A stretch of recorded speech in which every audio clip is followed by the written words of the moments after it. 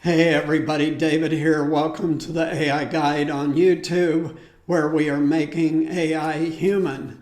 What does that mean? That means that we are preparing you for a highly automated future and focusing on the human impact of AI and all the associated technologies. The very last video was about robots in fast food restaurants and how those robots could not exist and function without AI.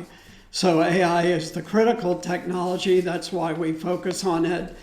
But we will talk about associated other exponential technologies like robotics, 3D printing.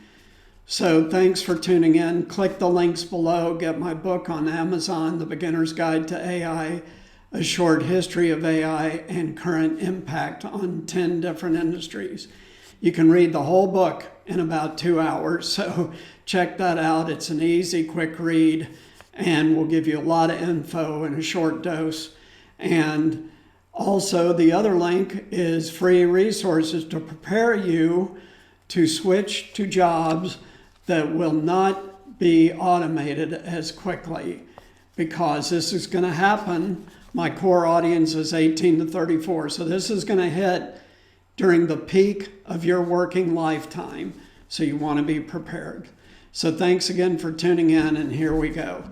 So we've done a number of videos on eVTOL's electric vertical takeoff and landing vehicles, and that they are coming and they will be revolutionizing air travel, particularly from rural areas and small cities to big cities.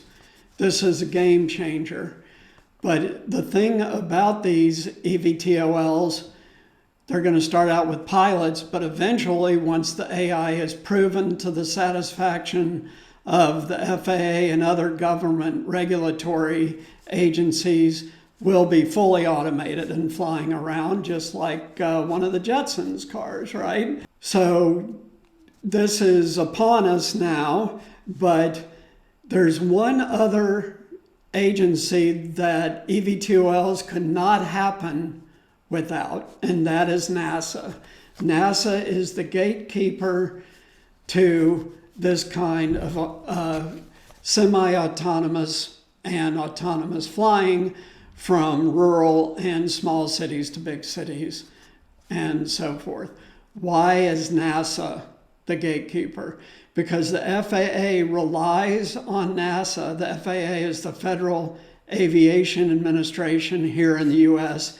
Every country has a similar entity, but the FAA relies on NASA because it does not have the staff or capability to evaluate this new technology and get it slotted in safely into the national airspace. And we've talked about that before, but I'm going to give you two immediate current examples.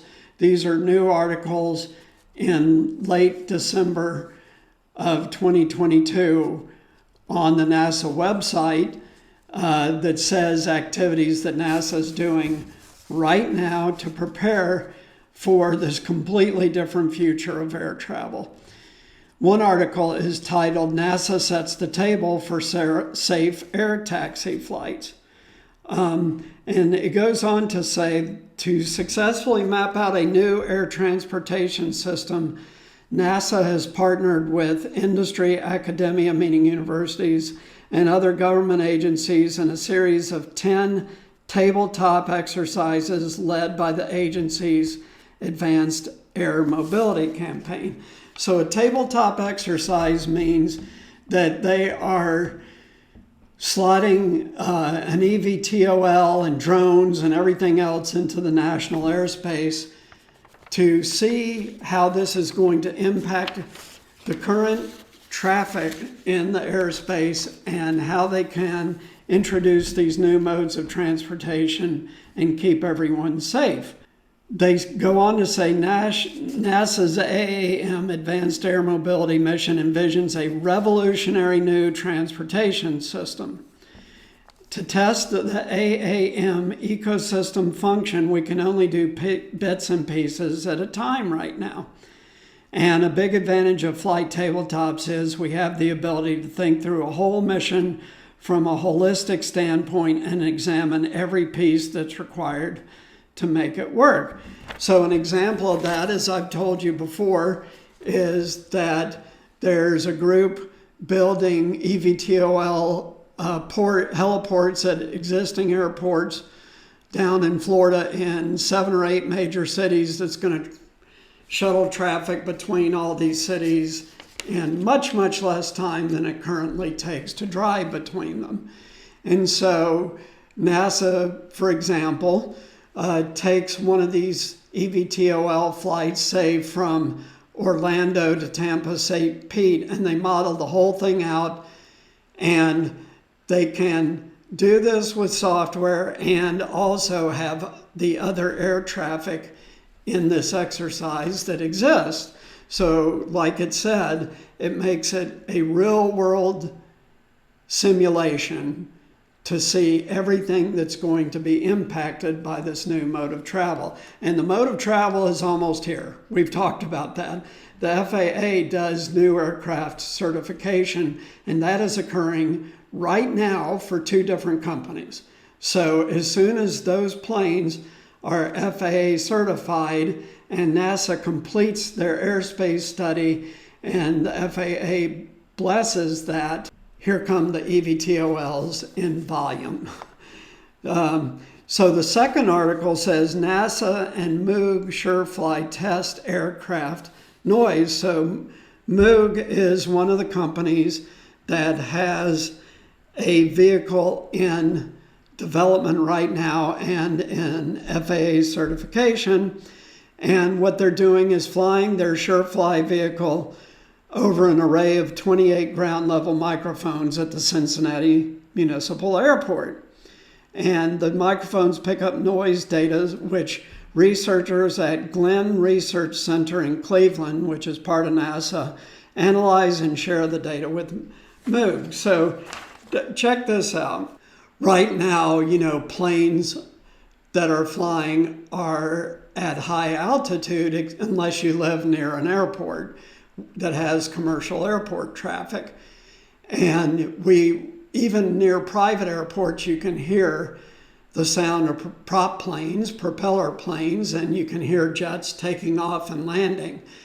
But take that and multiply it by tens or hundreds of thousands of these EVs in the air, probably hundreds of thousands eventually. And these are at low altitude, and they need to understand what the noise impact is going to be, because this is going to be very, very noticeable. So what Moog is doing, along with NASA Glenn Research, is tweaking their aircraft design to reduce the noise as much as possible. And that information about how to mitigate noise will be shared in the industry so that other manufacturers of these eVTOLs can make their vehicles quieter so it doesn't have such a profound impact on our quality of life here at the ground. And I mentioned to you there's another major instance of this that's going to happen very soon in 2023. We're talking in the next few months. NASA will start test flying a new supersonic plane that's been completely redesigned, that has been designed not to produce a sonic boom, which will allow supersonic travel over land. Now, that's ultimately probably 10 years away, but those same noise mitigation strategies that they're using to mitigate supersonic booms and supersonic flight noise can be translated to these other vehicles. So what do we end up with? We end up with, as NASA said, a completely revolutionized air transport system, but without excessive human impact in terms of noise on the ground. So NASA is the gatekeeper for this new technology. They play an absolutely critical role, but it won't be long now till eVTOLs are in the air. This is January of 2023. I think it'll happen in 2025, 2 years from now. That will give them time to finish mitigating the noise, certify the first few aircraft, and finish the ground facilities that they're going to need to move passengers on these flights and solve the airspace issues. So 2025-ish, couple of years, whole new air transport methodology will be up and running. The world is changing so fast now. The last video I just showed how Miso Robotics is automating the entire cooking functions of fast food restaurants. And then you've just got service to automate after that. And here we go to eVTOL's and a revolutionary new air transport method. So put your seatbelts on, folks. Click those links below. Get my book on Amazon. Get the free resources. The resources are free. Everything in the resources are free. And it will prepare you much, much more for this highly automated future that is now upon us. Thanks so much for tuning in. I really appreciate it. Special thanks to my subscribers. Take care. Have a great week. See you next time.